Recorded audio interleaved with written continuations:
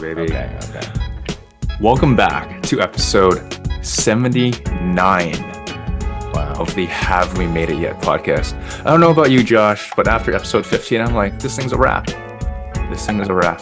After episode 50? 15. 15? This is a wrap? Yeah. Wow. But we're in bonus time. We're in bonus time, man. Right now, it is... What sport is that if it's bonus time? Basketball. That is basketball. Yeah, because you're in the bonus for penalties, and I'm not penalties for fouls. I'm not even that great on basketball. But I mean, actually, it got interesting. Foreshadowing for the rest of the episode. Exactly. If this is your first time coming onto the show or your 79th time now, again, this is the Have We Made It Yet podcast, the podcast where two creatives and their guest talk about the process of making it. As always, my name is Lucas Ng, the actor portion of this podcast, and I'm joined by my co-host, Josh Young, the comedian in training portion of this podcast. Dude, you need to run classes. You don't need training. Oh, well.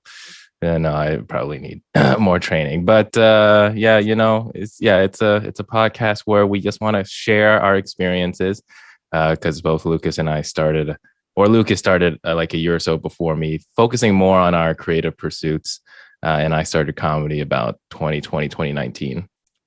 And we just wanted to share our experiences from beginning to wherever it ends and let our listeners know what it feels like to try and make it, what that even means, and the process behind the screen. So thanks for listening. Yeah.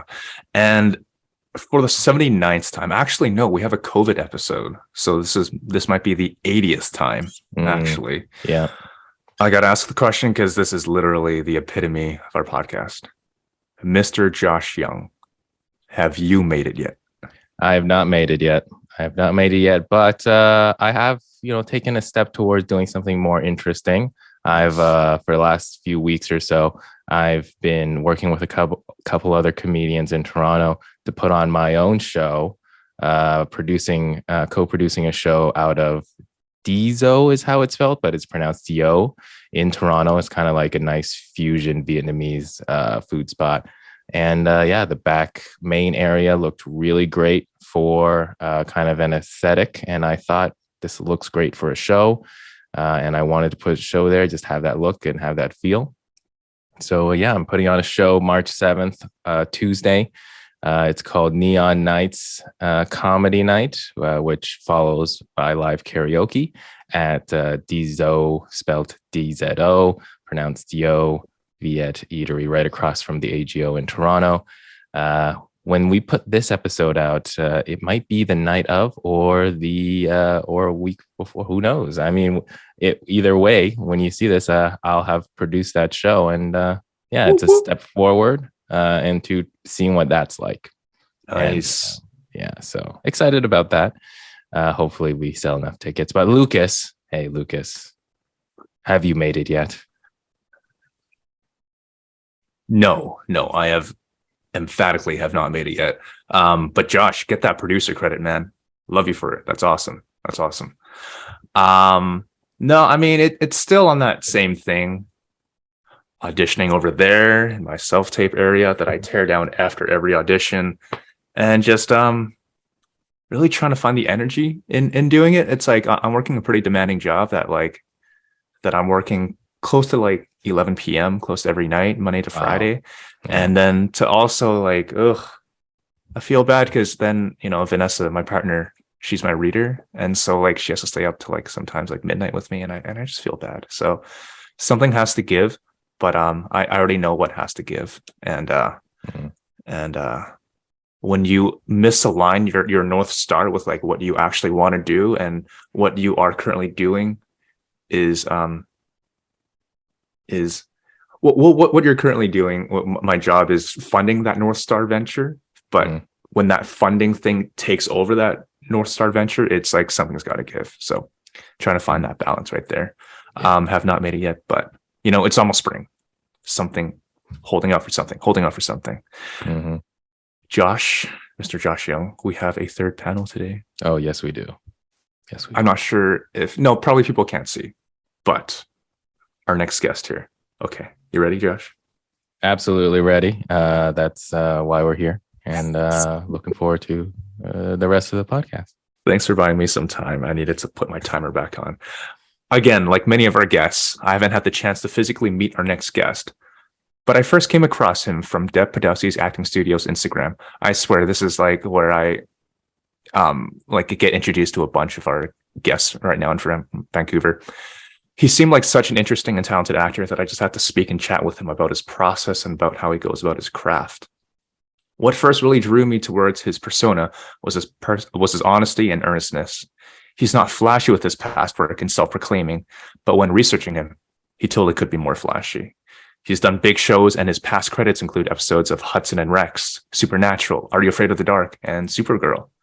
It's that humble nature that I find makes him, that I believe makes him stand out. And to be honest, it's something admirable.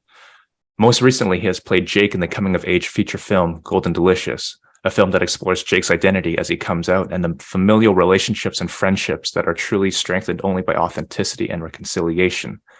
The film is currently doing the festival run now, and it can be seen at a festival near you. It's my honor to introduce Cardi Wong. Woo! Hey. Thank you for having me. The fact that you guys packed it up for episode 15 and having me on for episode 79, just so deeply honored to be such an afterthought. Thank you guys for having me on board. I love it, man. I don't even know what happened in episode 15. Maybe it's too traumatic for me. All right. Cardi, as we do with every guest, every episode, Mr. Cardi Wong, have you made it yet?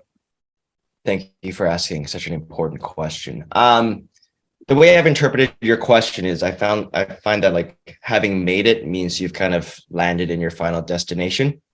So in that regard, no, I haven't made it yet, but wherever I am along this stream of my journey, I'm making it. I think I'm exactly where I'm meant to be in my craft and in my life right now, whether it's, I don't perceive it as perfect or anything, but I know I'm supposed to be here. Nice. I hope. I hope. I mean, that's kind of, even if it's not necessarily creative like pursuits, it's like that's already very rare to have in your life, just feeling like that you are where you're meant to be, you're on the path that you're supposed to be. I mean, a lot of people don't find that even, in your 20s or your 30s. So it's always a journey along that road. I guess, when did you first start feeling like, you've done enough where you feel like not only is this what I know I want to do, but now it's more real. It's more like I can trust it. Yeah, I've always known that I wanted to be like in the creative kind of craft of it all. So I've always wanted to do it. When I finally realized that I was doing it, it'd have to be within the last like 3 or 4 years or so. Fortunately, I went on like a pretty good run with my creative like stuff. Like even during COVID, I was still so fortunate to be working and traveling for work and stuff. And, just being able to like financially not quite drown a little bit, like sucking in a bit of water, but like still trying to like still finding a way to kind of keep afloat. And like for myself, like that's just such a blessing. For sure. Like, just doing research on you and everything. We know that you came from the Capilano's acting program and all that stuff too. What was the initial draw that got you wanting to become an actor though, even before going into Capilano? I saw my older cousin when I was like so young, like 7 or 8 years old. He did like a play for his high school and he was the lead and he was Rumpelstiltskin. He played the little troll who, if you said his name, he like exploded or something, whatever it is. But like seeing him on stage, seeing him perform, seeing him have so much fun, like it like kind of like, I don't know, just like made my heart burst that day. And since then I was like, whatever that is, I want to do it. So then, I signed up for like drama 8 in high school and everything. And that's just kind of the only thing that I wanted to do. I was pretty stubborn in that regard. Yeah, I was pretty shitty in school. Like all the academics, I just couldn't. You couldn't pay me enough to sit there. But then, like, boom, do a tableau of a soccer player, and I was like, yeah, yeah. So that's just how I kind of crafted it. I just kind of followed where I had the most fun, and fortunately, it's been working out. Wow. Dude, that's a core memory from 7 to 8. Like there's this classic saying, it takes decades of years to be an overnight success. And like you've been at this core memory opened you up at like age 7, but ever since then, it's been constantly working towards that end goal that you have. Yeah, yeah. It felt like because my childhood was kind of chaotic, and I was like in flux. So with art and creating, that was kind of the only avenue that I felt like I can like direct it in a way. You know what I mean? Love it. How was that first time on stage for you then? When you like got that first role in either drama aid or in high school, where it's like, So so nervous. Yeah, so freaking nervous. I actually didn't very much like Michael Jordan. I didn't make the play in grade 8, so that's pretty devastating. But then grade 9 came around, and that's when they're like, all right, this kid won't leave us alone. Let's just put him in our play. And Yeah. so it felt, I mean, yeah, so nerve wracking, but also so fun, I guess, having like a bigger, wider audience kind of react to the things I was doing, whether it be laughing or whatever. It's just, I mean, it's just magical. I don't even know, energy, like when you can like feel energy from like distances away. You don't know what they look like. You don't know what they sound like, but you can like feel the reception of it. Yeah. Yeah. Josh, that's like similar to how you experienced like the wave of applause and clapping at your show at the CBC Theater in terms of like the energy feeling and all that. I feel like in terms of comedians, like you're looking for the laugh, you're looking for kind of taking the audience on a journey to your punchline or to your point. So I can definitely feel how like the energy is the intoxicating part. Interestingly enough, like for dramatic actors or for actors, like you have both sides where it's either like you get the positive laughing energy from it, or you get that more emotional, dramatic, like kind of introspective or like dramatized emotions. Is like Cardi. I don't know if you've had a chance to experience both ends of that kind of spectrum, or like which one you might have preferred or felt more impactful from having like the audience laugh or the audience cry. I'll answer that, and then after that, Josh, I would love to hear your first experience like doing stand-up after I'm done. Laughter or crying? I well, in Deb's class, you do, that's kind of where you get the chance to like perform theatrically. That's when you're like kind of on stage. So during that time, I found the most invigorating would probably be when you can get a laugh. Because with comedies, that's when the energy and the tempo, it kind of helps dictate how it's going. Right. If you do it like, your ultimate joke and you just hear like tumbleweeds, then you're like, this is not going ideal. So yeah, I would say like laughter really. I don't do as many comedies in film and TV. I probably just because I psych myself out and I'm trying too hard to be funny or something. I don't know what it is. But like I like most dramatic actors would say that like being devastated and being sad is easier. Just more like of a universal thing that everyone can relate to. Whereas being funny, man, what a crapshoot. Yeah, because I guess it's kind of like when you're being dramatic on stage or in a performance, it's like you're not expecting a specific reaction from the audience. Like if they're quiet or if they're just, engaged in the scene, they're not going to do much. Like you don't know if they're like going to do or say anything. Like they'll just be watching you. But in comedy on stage, if you're expecting a laugh and it's not there, it's like you just standing there on stage. It's like, oh, I fucked that up. What do I do now? I gotta go on to the next joke or make a joke about how I fucked up. But it's like, it can definitely be nerve wracking, especially like if it's your first time on stage and like you write these jokes, you prep all these jokes. You're not necessarily sure, like, sure, you work with your friends, maybe just to see if they work, but in front of an audience, you don't necessarily know unless you have a very, good sense of comedy, humor, and timing. Like this is funny to me. I know this will work. So the first time I did comedy, I took kind of like a class. It was like a more of like an intensive type of like coaching class where it was run by two local comedians. And I liked it better than kind of a structured Second City environment, because it felt more like shooting the shit and just having that kind of one-on-one attention, and like being able to go on stage in a comedy club and be familiar with the surrounding. And then after all these weeks of working through jokes with comedians, they give you, you know, advice or like tags or, you know, changes to a certain parts of your jokes where you feel more confident doing it. And then when I went on stage, it was like a good audience because everybody in the class brought their friends and family out. So everybody was kind of like forgiving in a way, or like they're ready there to support their friends. So when I went on stage and I started doing my routine, it's like, at first, like I knew I was always kind of funny with friends, but I wasn't confident I could write a joke.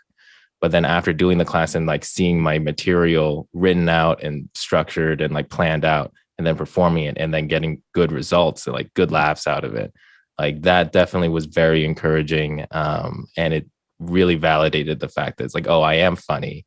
I can write a joke. I'm doing this and it's working. So it's like, this is something I could do. But then, of course, if it's like you don't know what you're doing, you go up there and then you bomb and fuck up, that can be traumatic. That can be traumatizing to the point where like comedians will just not do it again, or aspiring comedians will just not do it again. Did you ever have one of those kind of like feelings where it's like you feel like in the beginning or at a certain point, like you felt like you fucked up during acting? It's like, oh, I don't want to do this again, man. Man, that question's so early on, Josh. Hot damn, man. Well, going with the flow. Oh, I really appreciate crazy questions like that. Yeah, my first audition, I was like, my first TV audition was like for Psych or something, and I was like 40 minutes late to my first audition. What? Yeah, I was so goddamn late. I was like, 10 minutes, that should be fine to get from Burnaby to wherever. And I'm like, so the whole time I'm sitting in traffic and I'm like literally so panicked. I'm like yelling like, fuck. I'm like squeezing the wheel, and then like I look over, and the lady beside me, like she obviously saw it happening, but she was just kind of like this to herself. I'm like, okay, maybe I should grab myself a bit. And then I went in there, did the audition. I slated with, my name is Cardi Wong, and I will be performing the role of like as if I was like gonna do like a theatrical like singing interpretation of the role. Yeah. I got in there. I'm like, wow, that's like such a brutal way to introduce myself into like actual professional film and TV. And then I also did a little bit of improv as well when I was a bit younger. So I had that exact thing where no one laughed and everyone was uncomfortable. And I'm like, but I'm ready. I think I'm ready to try again in improv and in that regard. So we'll see where that goes. So. I'm thinking of taking some classes at Tightrope Theater. Oh, just up the way, right? Yeah. If you're ever interested. Yeah, definitely. Yeah, I want to get back into it. I think it'd be sweet. Awesome, man. Yeah. And so we were just talking like briefly about, you know, like your like on film and TV kind of stuff and everything like that. But I've also realized you've also done some like voice work, and also with like Braxton at Supernatural Academy. I was wondering, like for aspiring people who might want to go into voiceover work and everything, did you have to take extra training to like boost up your voice and materials and all that stuff? Or what was your preparation process for that? Dude, I've never felt more imposter syndrome than when I booked Supernatural Academy. Yeah, because up until then, you know, I had done like a really small parts in random TV shows for voiceover, but like that was like a full series regular. Yeah, I haven't even done a full series regular in film and TV yet to that, you know, degree. Wow. So that was my first real series reg. And then I look at the cast list, and it's like all these like notable Vancouver behemoths, like Vincent Tong, everyone there, like Brian Drummond. And I'm like, wow, I don't know how I tricked these guys into it. And so I just kind of went with my gut instinct. You know, you just kind of over dramatize it. And then the director kind of helped me along as well. I kind of wish that we were all in the same room together because we filmed this kind of in the meat of COVID, right? So we all went in separately. And can you imagine being with all these people and like just like stealing all of their material and all their talent and using it for yourself and claiming the credit for yourself? How amazing would that have been? Yeah. I really wish I could have been in the room with everybody, but yeah, I just, yeah. And then watching it back, I'm like, that's not my voice, is it? You can't really hear your own voice because of like how it vibrates in your brain or something. So it was Interesting. just a crazy, crazy experience. Yeah, the thing I find interesting is like when you do have notable actors, actresses who do voiceover for certain shows or cartoons or animated like adult animation. I do feel like the sound engineers like pitch up or pitch down their voices. Like it'll get morphed and changed to kind of like fit that element. So I mean, definitely like I hear a lot like voiceover actors. It's even in like CGI heavy movies. It's like if you're just acting by yourself to like a ball or like a green screen type of thing, it's like, and you're not with other actors. It's like, is this what I signed up for? It's like I signed because I like the energy of acting with someone, and it's like having to get used to all of that. Have you felt like that kind of experience made you more appreciative of kind of acting with people, or is that also something where it's like, oh, this is new, I think I can adapt to that, is like in the future is something I could definitely take on? Yeah, I just feel like, especially it was my first time around at it. It would have been really nice to understand how we all collectively like.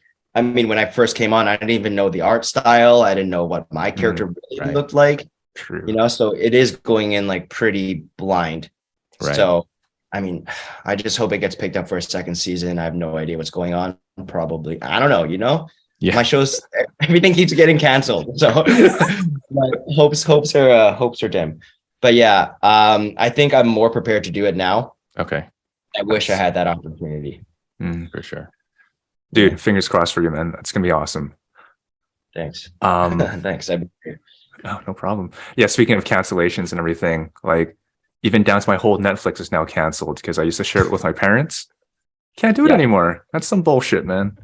Yeah. And my friend brought up a really good point. He was saying that every other streaming service is going to use Netflix as like a kind of like a measuring period. You know what I mean? So if they can pull this off and have individual whatever, it's like everyone else is going to do it. So I was like, okay, let's just get away from Netflix for a bit. Yeah, man. Ugh, that's a bad precedent to be set, man. Bad precedent. It is. It really is. Like so much of this industry is like so dominated by like money value and stuff. And like, I know. But I guess an interesting, element of that is like Netflix is doing that in order to like, increase revenue, which I guess essentially kind of helps the industry if you're an actor or an actress looking for work, because then technically the people who are like giving you jobs have more money. So maybe that's a bit of a conflicting experience as a consumer. It's like, what is this crap? But as like as an actor, it's like, oh, maybe I get a job. That's a good point. I never really thought of it like that.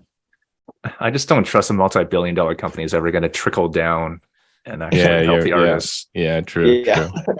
True. But if they're listening, I'm totally for it. I'm big Netflix. Yeah. Subscribe to everything, Netflix Plus and Netflix Super Ultra. I love your capitalistic voice, Super Ultra. Netflix Plus. Capitalism. This is what it sounds like a good deal, trust me. It sounds like you're in a suit, just like revenue, income, net income. Must get my business case, stocks and portfolios. All right. Let's get into the meat of it. Let's get into Golden and Delicious there. That wasn't the meat. I'm just kidding. Yeah, okay. No, all that was fluff. Don't worry about it. All right. In previous interviews, you had mentioned that this movie were for the ones that didn't fit in, for the ones who like didn't fit inside the box and all that. Was that overall theme of not fitting in something that resonated with you and what attracted you to the film? Yeah, definitely. For sure. I think growing up as like a as like an Asian boy in an industry where I'm trying to act, it's like not only are you not really like thriving as who you are because of how things are portrayed, blah, blah, blah, but like as an Asian actor, I felt like I had to fit into everyone else's idea of what an token Asian actor is. You know what I mean?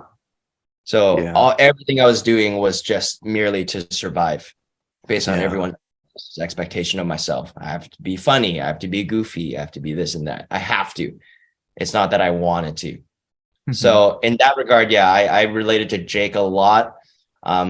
Yeah, growing up, I also had like a really deep strain with my father as well, in regards to like not being able to communicate properly and him brushing everything off as like a stern Asian man. So yeah. And then the girlfriend aspect, all these different people just pulling Jake in every direction. I understood that, I think. And maybe that like was just like habitually in me. Oh man, you talk about like identities of duty, of things that you have to do and everything like that. And that statement that you just said like really resonated with me, because there are like a lot of like, well, not a lot, but there are Asian centric shows that are focused on the Asian experience, such as like Kung Fu and all that stuff. But like, yeah, I just feel like this movie and this character really had like a true like coming of age story in the digital age, where it didn't need to have like us fighting in a restaurant kitchen to resolve family dynamics and everything like that, where you have in like Kung Fu, where physical violence kind of overrides that type of dramatic talk that you would have with your father or with your girlfriend or with your partners and all that stuff too. Yeah. To be fair, it does also have like elements of like family restaurant too, but like that's for my sister's arc and my, my dad's arc. But yeah, we were pretty conscious not to like shove those ideas down like everyone's throats kind of thing. Like these are just like subconsciously, those are the dynamics and like bumps along the way that we were all focusing on. But yeah, we mainly wanted to focus on what it's like as an adolescent in this day and age, when like tech and stuff is just like right away, you're going to know these things, right? Yeah. And our images on Instagram and stuff is like so important, because that's how anyone identifies you if they don't know you, like the core, right? But yeah, it was and it felt like it resonated with a lot of like the younger generation, and hopefully it kind of inspires them to be more confident and brave in their own being and stuff. Yeah, it really feels like society and life is moving at a rate that's like so fast. Everything's changing so much, and like just even figuring out, remembering what it was like for like me in high school, just the differences already. It's like seeing how this next generation has to live is just, it's hard to imagine. I wonder then for you, I don't know like exactly how old you are. I'm assuming like late 20s, early 30s or something like that, but somewhere in that, yeah. Somewhere in that range. Somewhere, I mean, we're all Asian. Nobody can really tell. We can play the whole spectrum of the age range, but you can see the sadness in our faces. Like it's there. That's the ballpark age. Oh yeah. It's just years of like not being able to fully communicate with your family, just the hollowness in the eyes, but the skin is still good. But yeah, in terms of the kind of like playing a high school senior and like being transported kind of back to your age at that point, but then also now in this current environment, is like, how did you find that job of like combining those two experiences? Like what's familiar to you, but then also what should be familiar to this generation, but is also foreign to you. Yeah, I know. That same year, you talk about age and like what we can play. Like that same year, I played Jake, who's in high school, and then I played like some dad in some Christmas movie. Exact same year. So I was like, that's when I was like, okay, no one knows what's going on anymore. I'm just gonna pretend age doesn't exist when I'm auditioning. Yeah. But yeah, it was so cool to transport back, because now I can see all the systematic things that were going on back then that I was only a mere cog in, you know what I mean? So that whole experience of shooting that thing, like Josh, as like a high schooler, it felt like I could kind of go back in time and just soothe that inner child or that inner teenager a little bit. Right. I even like in my process of like, I wrote a little letter back to myself, like thanking young Cardi for doing what he had to do to survive and get me to where I am now. So that was a very, very spiritual experience for myself. Yeah, no, shit.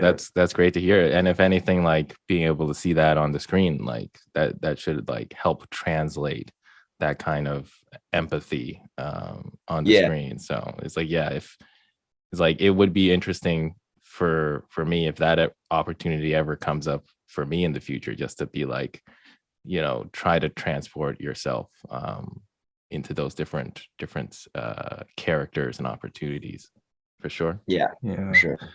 Um, dude, that's like what my therapist had previously said, like write a letter to your younger self Hmm. to not like lambast them, but it's like they have brought you to where you are right now and to give them the love and support that you may have not have had prior at those stages. And yeah, that's beautiful what you did for your preparation. It's so deeply ingrained in us, our inner child work and stuff. So like when you can like pull it out again and make it like bring it out and just like, yeah, it's just like an emotionally crazy thing to go through. Yeah. Yeah, you touched briefly upon about identity and how you relate to Jake and everything. But one thing I found interesting about Golden Delicious and your role as Jake is it's a story about like identity and expectations built upon those different relationships. Of course, Jake may have different identities when he relates to his dad, Valerie, and also Alex too. But what was your Cardi? What was your identity and identification point with Jake? Huh. It was, yeah, it was just never really, it was always feeling like something because Jake is he's gay, but he doesn't know it yet until his sexual awakening, right? Mhm. So for myself and how I identify with Jake, it was always just knowing that something was a little off. Mhm. Mhm. Yeah, something always felt a little uncomfortable or like upsetting. And it isn't until Jake meets Alex that like the colors the colors in his life kind of like get a little bolder in a way. Nice. Mhm. When we were doing the process of shooting it, we worked with intimacy coordinators and we talked about like when it happens for Jake. And the way I described it is if you guys have ever seen Ratatouille, when he Yeah. first bites, yeah, when he first bites into the cheese or whatever, and then like colors kind of fly above him, and then he Oh, mixes it with this. So that was kind of the imagery that I went with Yeah. for Jake and his thing. So but yeah, for me, the colors really came out when it was like the stuff once again, like his confrontation scene with his dad and mhm. saying all these like deep things that he's never said before and finally being able to say it and finding his voice above all else. I think it's the most important thing is to say how you feel, especially when you're trembling. Yeah. And in my age right now, that's what I'm learning how to do. Oh my God. Um, Josh, did you have anything you wanted to add on that? Oh, well, I feel like anybody can really relate to that element, whether it's in personal or like, professional settings where you feel like there's a pressure on you not to say certain things or things you want to say, or we want to express, but it's just, it doesn't feel like the right time, or it's like there isn't an opening for you to do it or to express it. And yeah, like the whole feeling colors thing, I feel like just being able to find somebody that you can trust to be yourself with, or like whether it's a partner or like good friends and stuff like that, it's like that's something I feel like more and more people nowadays are really trying to figure out. And that kind of experience is, you can see that in reflection in like movies or in terms of comedy, like as a way of like finding that kind of escape or that kind of outlet. um is that something where it's like you feel like you find the most fulfillment out of acting or out of what your current pursuits are? Like finding the community kind of thing, chosen family. Yeah, or it's like being able to reflect that on the screen, or like give that Oh, feeling to people when they view your performances. yeah. Do you find that as like a motivator, or like something that is like becoming more like a driving factor for you? Yeah, I think it it also depends on like project to project. Hmm. Golden Delicious for sure. Golden Yeah. Delicious, I want to reflect what it's like to grow up as like a black sheep or whatever. And but then like, you know, fully love and respect yourself. But if I'm doing like a Hallmark movie or a Christmas movie, I just want you to like, whatever, just have fun. Merry Christmas, whatever. It differs from project to project. There's also a selfish part of me where I want to do projects where I get more fulfillment. You know what I mean? Like it's still I still want to work on my craft and like see how far I can really push my bounds of who I perceive to be. Like when can I play the next thing that I can't even recognize myself on on screen? And that's the awesome part about this business. It's not very consistent. There's not really too much rhyme or reason to it, right? So you can be doing one thing one day and then all of a sudden you're a dad in a Christmas movie. Yeah. Is there like a style of role that is like you haven't done yet, but you really would love the opportunity to do? I would love to play like a therapist or a lawyer. Yeah. I think I know why. I think it's because of like the use of like language or something. But I'm ready to kind of see myself in more of that situation or circumstance. Or, you know, I'm never gonna really do it, but playing like crazy sociopath people would be pretty awesome too. Yeah, but the like playing a villain, I hear like a lot of actors say it's like playing a villain can be some of the most fun roles to do because like you get to just, you know, be the bad guy. Yeah, for sure. But just throughout my life. Yeah, because Lucas, you described like my earnest whatever, and I'm like, people say that about my acting all the time. How earnest, how sad I look. So I don't know if I could really like do that yet. But who knows? Maybe the right project will come along. Cardi, right? You have range, man. You literally played a high school student and a dad in the same year. Like you got range, Cardi. You can be the Jack Nicholson in Departed. Yeah, dude. Yeah. Make me Jack. I did want to talk about this one thing just because like this is one of your this is in my opinion like one of your most high profile films, and you're a lead in Golden Delicious and everything like that, and then that comes with responsibilities and expectations and all that stuff too. You had mentioned before in previous interviews that you had bouts of like self-doubt and just the overall nature of the long days because you were the lead. You had the most filming to do. For someone who may out there who have aspirations to be a lead, how did you first overcome that self-doubt? But also, how did you help to avoid burnout? I definitely burned out. Like, you know, it's kind of hard not to. But how did I get over the self-doubt? I guess I just had to do it. I just had to fucking do it. I kind of had the mantra like you can't really go around the problem. You kind of have to go through the problem. And it's not that shooting as a lead is like a problem, but it is the thing I have to do. It was just, I also try to always like dissolve intrusive thoughts. Whenever I have them, I immediately try to like reflex, like dissolve, gone kind of thing. It doesn't work all the time, but it does help sometimes. Yeah. You know, it is really tough because we're in COVID. We're doing COVID. COVID's doing crazy shit. Bonnie Henry's trying her best. And then all of a sudden I'm under the microscope as the kid in the poster. And I'm, you know, like people are coming to the premiere. Everyone is kind of like looking at me after the performance or before the performance, right? So in my head, I'm like, do I look older to you? Like, do I look sadder? Do you know something about how I'm feeling that I don't? Yeah. So I have like tons and tons of self-image issues about that. Yeah. I had a lot of doubt about that. But then you know, fortunately, like it's been received pretty warmly, right? And even for myself watching like previous cuts and all that, like I was able to fool myself.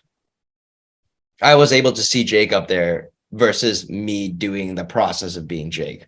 So I knew that's, and I mean, I'm in so many frames of the movie. Like if you're trying to be critical of every 99% of the movie, like that's impossible. You're gonna wear yourself thin.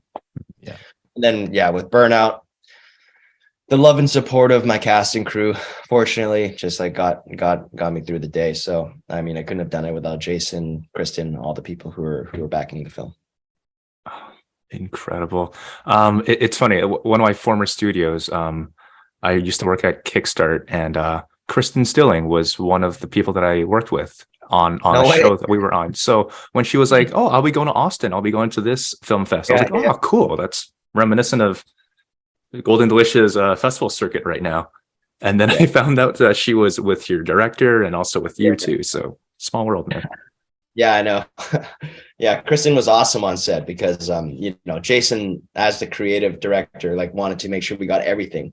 But in the indie budget, you don't have that. You don't have that. So like there would be a day where like we're at the Panic, we have like 2 minutes left, and Jason's like, "All right, can we just shoot this disco ball? Just set up a frame. We're gonna shoot this disco ball or transition."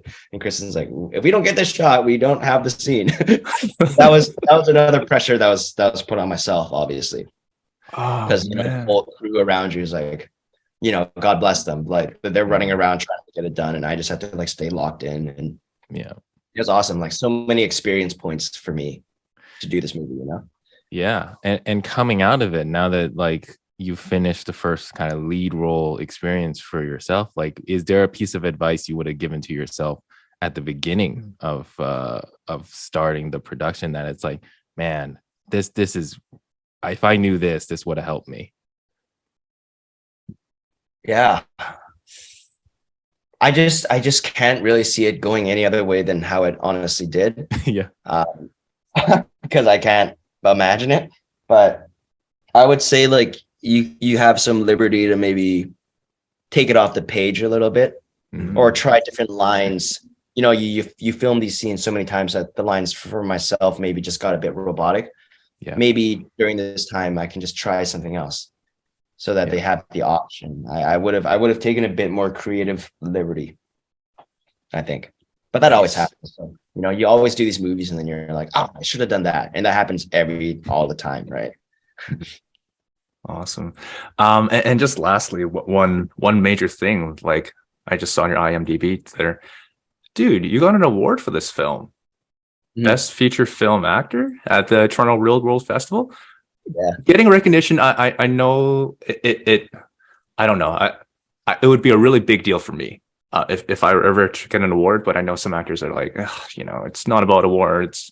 I do it for the craft and everything. But how did that feel for you after all the work that you put into it and getting the recognition that you really deserve? How did it feel? I was like, yeah, it felt awesome. I couldn't be there for the taping or whatever, but everyone was pretty stoked on it. It's funny because as I was saying before, like growing up as an Asian man in this industry, I don't want to pop out too much. I just want to glide along and just barely fit in. So I was like telling myself, like before the movie was done, I'm like, okay, if I win any awards, whatever, keep it cool, keep it whatever, keep it light. It's for the ensemble, it's for the movie, it's for the creative team. And so I won that award. I was like, nice. And then later on, we win another ensemble award. I'm like, nice. And then I didn't win the best actor. I was like, what? Like, how dare they not fucking see what I've done for you? I've given you everything.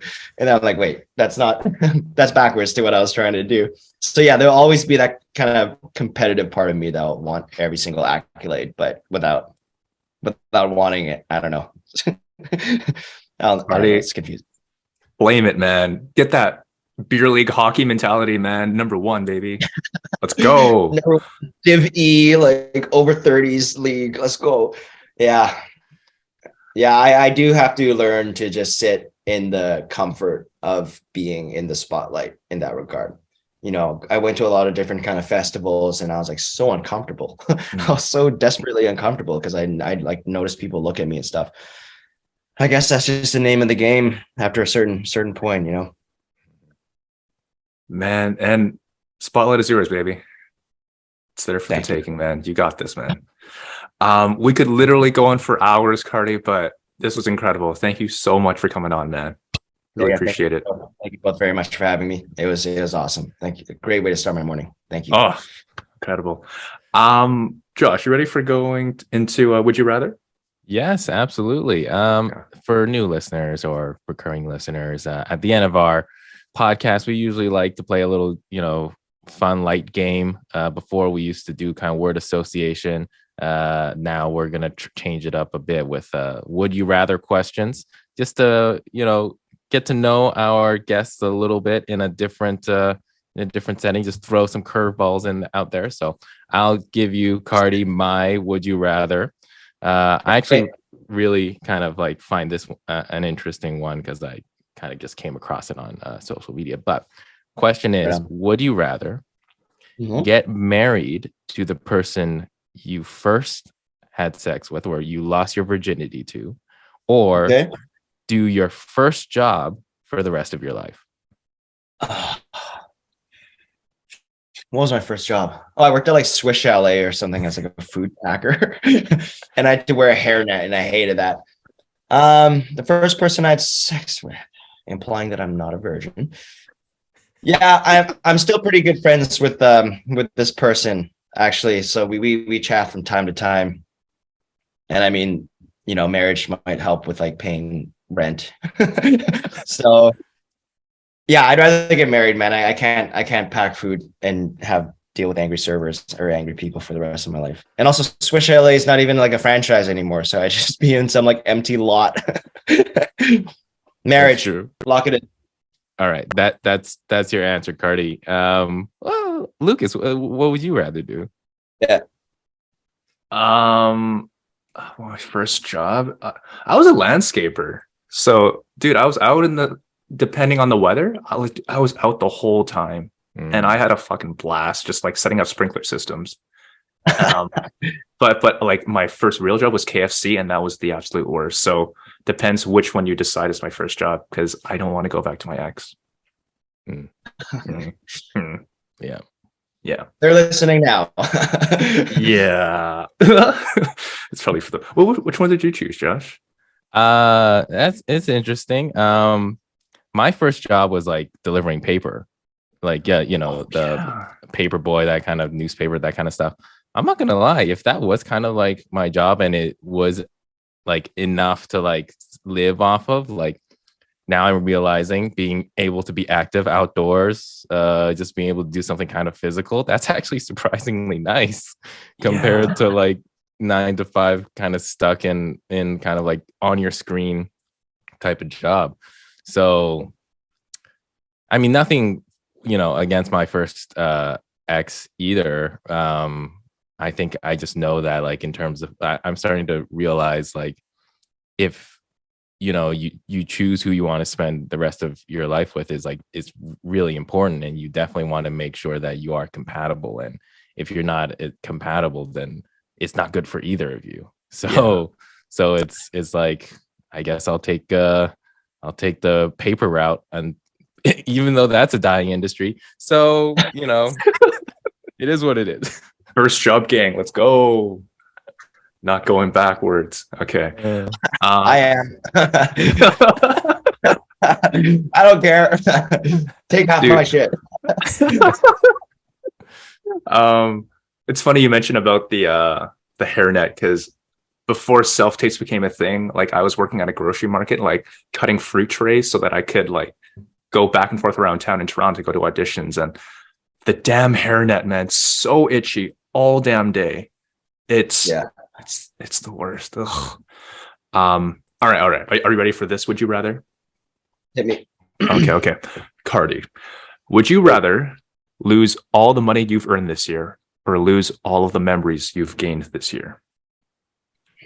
Oh, wow. Dang. Well, it's been pretty slow. So, losing $0 isn't too bad. Oh, man, money is just so stupid. I'm going to bet on myself and lose the money. I'm going to bet on myself and lose the money and just hope the rest of the year goes well. But yeah, I don't even know if the memories. Yeah, I'm definitely going through a transitionary stage in my life too. So like I'm learning lots. So I'm going to keep my memories. I'm going to keep my memories, keep this train going, and then have no money this year. Nice. It's only What about you February, guys? man. You got this. Yeah, yeah, Only Josh. February. Yeah. Is that the literally just these 2 months? I realized after saying that literally. Let's do for 2022. Dang. Mhm. Screw it. Yeah. I don't remember 2022. Just give me back my money. The whole golden delicious experience and stuff. Like, forget everything I said today in the podcast. Just give me my money back. I want a refund. Yeah. So 2022 was a good year then for you. I guess in terms of like memories for me for 2022, there were like great highs, but then there were some pretty, equal lows. So Yeah. I guess I would still kind of keep the memories because it's like it was new experiences. Emotionally, it felt new going through certain things. So the money stuff is like it's if you're working kind of a day job and the money's there, it doesn't feel like sometimes you might get stuck in your routine of it, and it's like, is the money even worth it when you're not necessarily satisfied in like say what you're doing all the time, where then it's like the memories and the emotional experiences are more valuable and more influential. So I guess I would keep the money. Oh, so sorry. No. I didn't Okay, keep I was the like- memories. Whoa. I got confused. Whoa, my heart said memories, but my mind was like, no, keep the money. What are you talking about? Yeah. Portfolio that and was- stocks. That was weird. That was actually weird. I had a whole like split of my experience right there. Lucas, what would you choose? Yeah, dude. I was writing this, and but just because 2022 was like the major transition year for myself and my partner. Like we moved across the country, moved from Toronto back to Vancouver. Yeah. A lot of good came with that, like but a lot of like hard shit also came with that too. And like money is always an issue. Like money I'll make back. We're still young ish. We'll make it back. But I definitely learned a lot about myself this past year, and I'll hold on to that because those life lessons were hard earned, man. So I don't want them to go away just because I wanted to keep 80,000. Like, there's no point. Man, I hate to end it off on that note. That sounds so. Okay, so if you can go back on the year, Lucas, and give yourself one piece of advice before this whole transition, what might you say to yourself? Just one piece. 2 pieces. We'll say whatever you want. 10 pieces. Fuck it. Okay. eight piece KFC special deal. Dude, Popeyes does those boxes the best. Popeyes here? I don't know. Anyway. Yeah. I would like, of course, have a goal, but be willing to have all those goals be gone in a second. Like, just literally, if I can condense it down to one sentence, like, be willing to go with the flow. Plan the very best you can, but at the same time, be willing to maneuver, readapt, and navigate it through, because things never turn out the way that you expect them to, but they might be better if you are willing to adapt. Yeah, for sure. Yeah. Expectations, man. Expectations can really Yeah, it's the I don't want to. Okay, we're leading down a slightly depressive line, but it's like, good job with Would You Rather, guys. Now we're all looking at our bank accounts. yeah. It's like that just reminds me of that one line from Ted Lasso, where it's like, it's the hope that kills you. But that was kind of more of a foil to, in the end, into more of a hopeful message. But sometimes it is the hope that kills you. Yeah, absolutely. Yeah. Cool. Well, great episode. One of the best. Dude, I know, Cardi, we haven't met in person and everything like that, but dude, this was incredible. And if this was our first meeting, if we want to quantify that, it was. Yeah. Thank you. It was incredible. Thank you so much. I'm just down the hall, man. So you let me know. I actually might have to leave the apartment because my girlfriend is having people over. So Oh yeah. Well, I got an audition, so I can't even hang out anyway. Nice. Cardi, where can people find you? What are your handles? Where am I? Who am I anymore? On Nextopia, I used to be. Instagram. Instagram is at Cardi Wong. Twitter is _ Cardi Wong. That's mostly it. If anyone ever wants to hang out or talk or something, I'll be around there. Nice. Cool. People can follow you for your beer pong skills. Like you just throw things into cups. It's like pretty fucking cool. So Just so much time on my hands. yeah, Josh, where can people find you? You can find me at Josh Young Comedy handle across everything. And of course, if you like what you hear coming out of my mouth, you can also listen to my sleep podcast called Sleep with Josh, where I read random, boring, dry material to help you go to sleep. So you can go ahead and sleep with Josh by listening to Sleep with Josh podcast. Yeah. And Lucas, what are your handles?